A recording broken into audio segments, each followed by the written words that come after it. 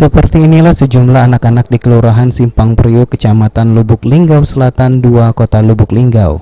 Usai makan sahur, mereka berkumpul dan bermain petasan. Para anak-anak mulai dari pria dan wanita saling bersaut dengan petasan yang sudah disiapkan dari rumah.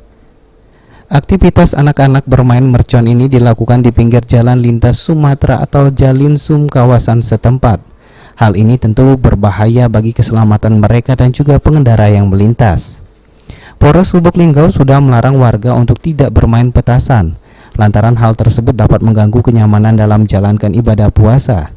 Seperti petasan, balapan liar, dan juga knalpot racing juga dilarang kepolisian. Dan kita pertama dari pasar, tentunya tempat-tempat yang sering juga balapan liar, dan di sana akan kita tempatkan anggota-anggota kita. Ada penjagaan khusus di perbatasan untuk Kita patroli, ya kita akan patroli ke sana, kita akan lakukan secara hunting, ya untuk bisa minimalisir antisipasi terhadap kejadian-kejadian itu.